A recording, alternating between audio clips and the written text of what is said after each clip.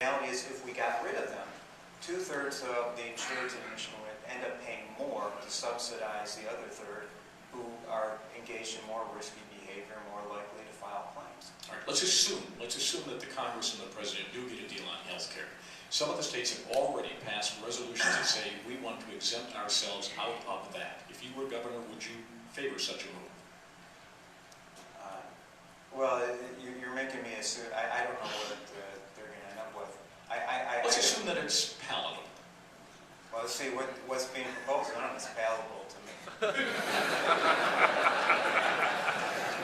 So you're not concerned about having something imposed out of Michigan that you wouldn't want to live with? You would keep that option open, or you wouldn't? Well, you know, I know there's a lot of folks out there talking about suing and using the 10th Amendment. The 10th Amendment, there isn't a whole lot of case law out there. Certainly, I would take a look at that, but it hasn't really been fleshed out by. So what? Well, let me finish. It Yep. hasn't really been fleshed out by the United States Supreme Court. So I wouldn't want to take some pledge that I would sue and use the 10th Amendment to undo and say that we wouldn't have Obamacare extended here in Michigan and mislead people to think that that could happen when it's unlikely to happen. Congressman, would you move to exempt Michigan from a national health care plan? Sure, but how do you get around the supremacy clause? I mean, you know, that's the problem, is people promising things that can't be done. And as a matter of fact, I didn't have an opportunity to finish the question.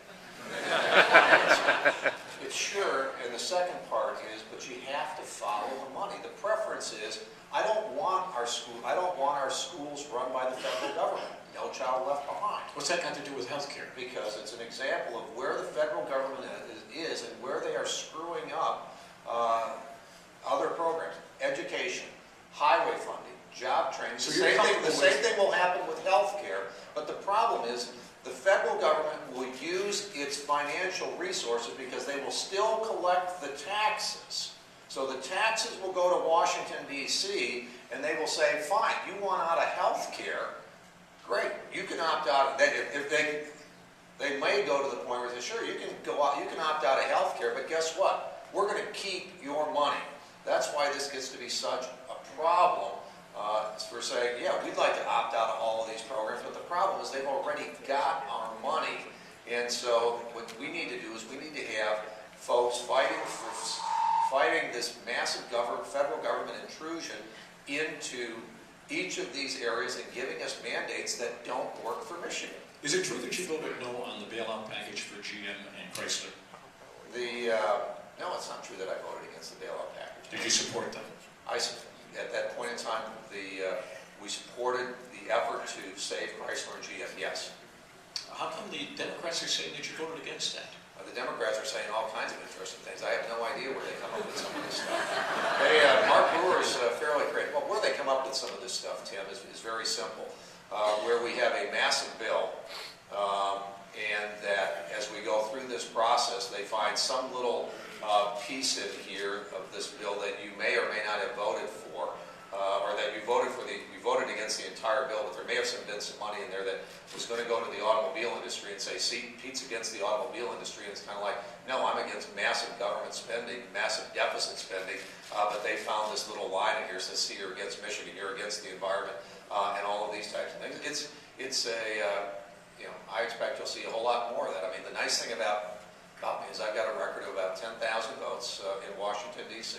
People can see exactly where I am on government spending, on taxation, government involvement, but at the same time, the Democrats, and maybe even some of my Republican opponents will try to go and find some little nit here that tries to portray a record different than what it actually is. Mr. Cox is a free market guy. Let the free market work. Right. Would you have supported the bailing out the two autos?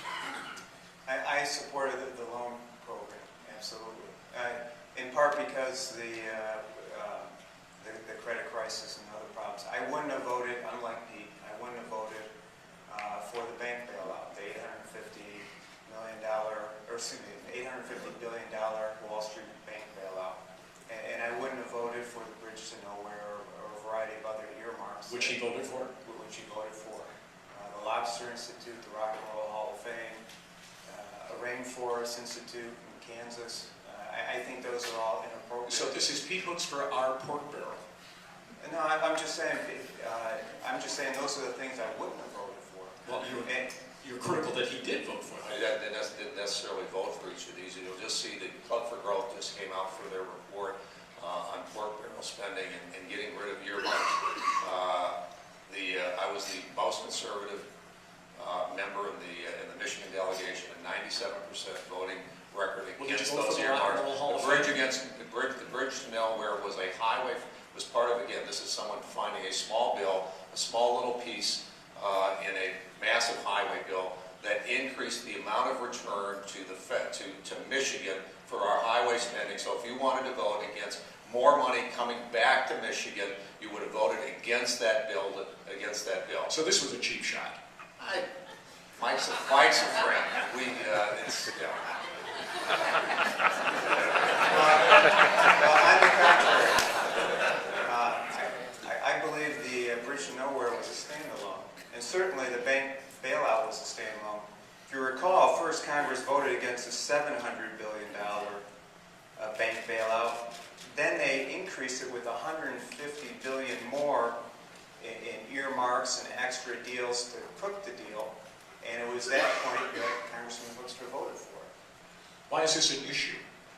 Well, because it's a huge issue, government spending. When we have one of the highest price tags in the country in terms of the state, the third highest business tax structure in the country, we are spending way too much. That's what's driving the price tag.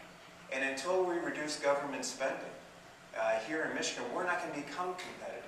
And you're going to find more of those residential and business customers that you have right now gradually moving across the border elsewhere. Mr. Hoekstra guilty? No, I mean, the interesting thing is we were at what many, on both sides of the aisle, believed was a meltdown in the financial system last fall, in 2008. We'll never know what would have happened if we had not voted for the TARP and to provide this. The bottom line is that most of that money is now in the process of being paid back. It's now being used in ways that it was never intended for by the Obama administration. But it stopped the financial meltdown. It kept us moving forward and enabled us to, like I said, from my perspective, to save the financial system and to move forward. And, it's easy to go back and criticize. Bottom line is we don't know what would have happened if we had not put that money into our financial sector. And so, bottom line is, on that day, I had to go there. I got to cast a vote that says yes or no. There's not a maybe. There's not, well, I'll vote for it with these restrictions. It's the bottom line, yes or no. And the leadership at a private sector level here in Michigan, and I looked at it and I believed it was the right vote to move us forward. Can people take shots at it now? Absolutely. But the bottom line, it worked. We have saved, we kept the system moving forward, and the money is coming back into the Treasury. Well, it's not a matter of taking shots. It's merely talking about philosophy. Again, I wouldn't have voted for an earmark for the Bridge to Nowhere, the Lobster Institute, or money for the Rock and Roll Hall of Fame. I don't think that's serving the public interest. I wouldn't have voted numerous times to raise the debt ceiling so the federal government could borrow more and more money. But you would have voted no on the bank bailout. You would have risked, some people think, a depression. You would have voted no. I would have voted no for that. Even if it had produced a depression. Well, and again, if someone voted no or yes both times, that's more consistent. But what happened here is the yes vote came along when the bill actually got bigger and more loaded with work. Actually, go back and take a look at the facts. The restrictions on the bill and the controls changed significantly from the first bill to the other. It wasn't loaded with more. The restrictions and the controls changed on the